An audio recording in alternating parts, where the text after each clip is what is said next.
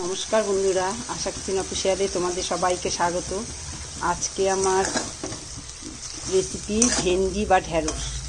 ভেন্ডি বা ঢ্যাঁড়স খেতে সবাই অনেকটা পছন্দ করে না, কিন্তু এইভাবে রান্না করলে রুটি, পরোটা, তরকারি, ভাত দিয়ে খেতে ভালোই লাগে। তাই তোমাদের সঙ্গে এই রান্নাটা শেয়ার করবো। ভিডিওটা স্কিপ না করে প্রথম থেকে শেষ পর্যন্ত দেখতে থাকো রান্নার ভিডিওটা। তাহলে চলো শুরু করি।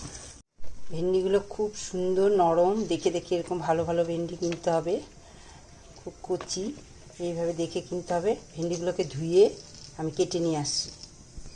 ভেন্ডি ধুয়ে কাটা হয়ে গেছে, এই দেখো এইভাবে করে কেটে নিয়েছি। ভেন্ডিটা আগে ধুয়ে কাটতে হয়, নাহলে এই যে এটা আঠা আঠা ভাবটা অনেকটা হয়ে যায়।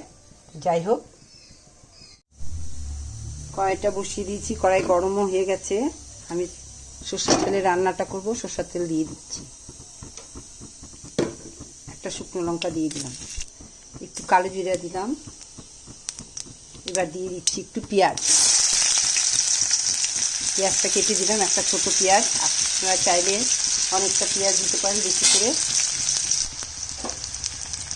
আমি অল্প ভেন্ডি রান্না করব, তাই অল্প একটু পেঁয়াজ দিয়েছি। ভেন্ডিটা দিয়ে দিলাম,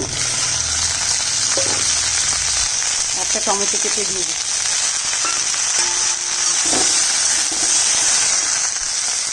নুনটা দিয়ে দিচ্ছি, ভাজাটা তাড়াতাড়ি হবে, নরম হয়ে যাবে, তার মতো নুনটা দিয়ে দিলাম। ঢ্যাঁড়স আর টমেটোটা নরম হয়ে গেছে। অনেকে ঢ্যাঁড়স বা ভেন্ডি খেতে পছন্দ করে না, তাদের জন্য এই রান্নাটা। এখানে আমি মশলাটা দিয়ে দিচ্ছি, আদা, জিরা, একটু ধনে আর একটু কাঁচা লঙ্কা আর হলুদ। মশলাটা দিয়ে দিলাম।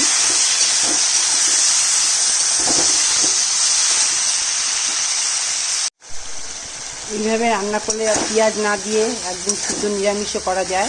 যারা পেঁয়াজে বারণ, তারা কিন্তু পেঁয়াজ ছাড়াও এইভাবে করতে পারে, খেতে ভালো হয়। রান্না আমার কমপ্লিট।